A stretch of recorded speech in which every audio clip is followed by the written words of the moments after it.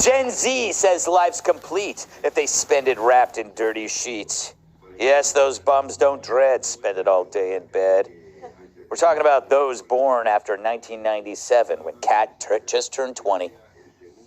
Well, they're taking time out of their busy, jam-packed, work-filled schedules to stay in bed all day long doing crap other than sleep or have sex. They got the idea from Brian Kilmeade's new book, My Sad, Empty Life.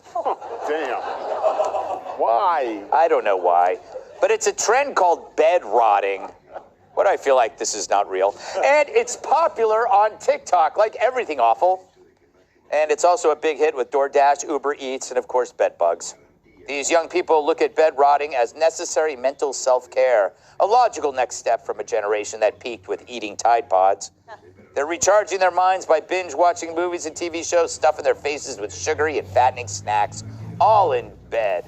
Or as Brian Stelter calls it, business as usual. One TikToker even said, quote, "I feel my purpose in this life is to rot in different places. My bed, hotel bed, beach sand hammock, I was made to lay and rot." Back in my day, you couldn't simply decide to spend your whole life in bed. You had to earn that by getting polio. Still, bed rotting fanatics call it a hobby and a passion, which has us asking, is it too early to harvest their organs? Tyrus, do you think this is real? That quote was almost too on the nose, too perfect. I feel like, the movie Princess Bride, I don't think they think rot means what they think it means. Yeah. It's not a good term. Like, no one ever wants to tell anyone they have something that's rotten. Yeah. Or rot, and someone be like, ooh, I want that. They don't. This is, obviously, the uncles came home, so people are sitting on the couch. Yeah. Mom and Dad are taking over the living room again. Good for Mom and Dad. They're countering, and they came back with, fine, I'll just rot in my bed.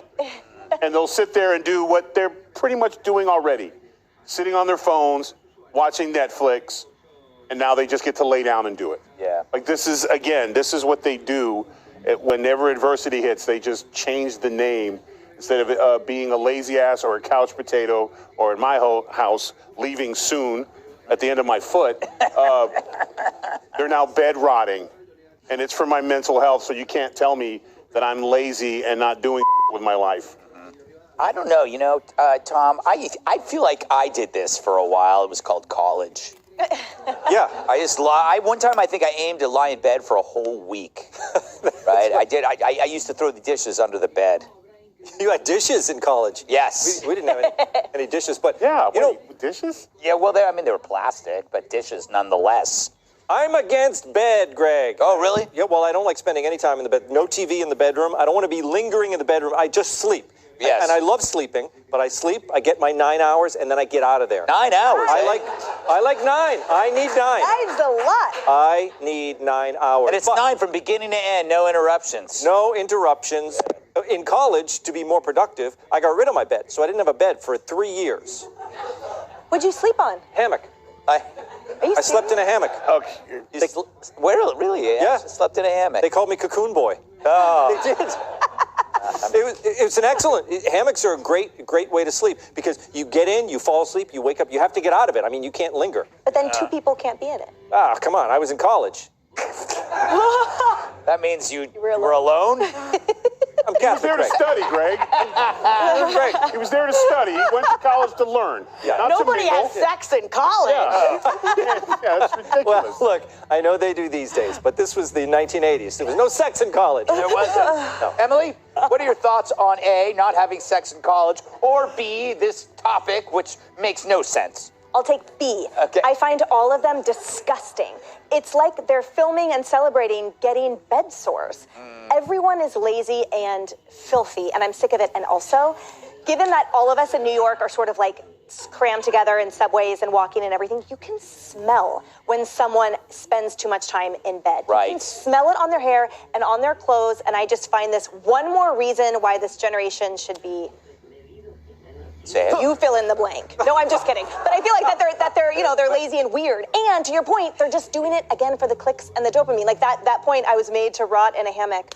Okay, honey, get a job. Yeah, we already have one movement defending one of the original sins of gluttony, right? It's called body positive.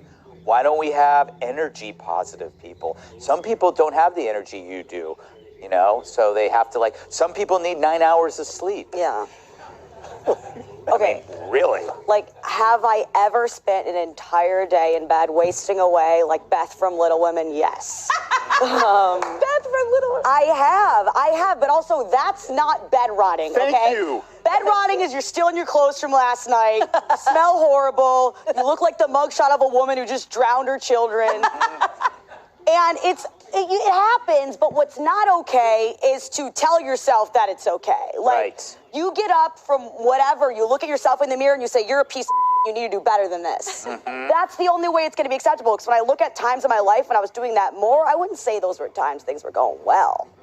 So it's normal, but it's not normal to accept the worst out of yourself, because you're never going to get any better. I was in a situation where I had a noticeable indention in the mattress, you know?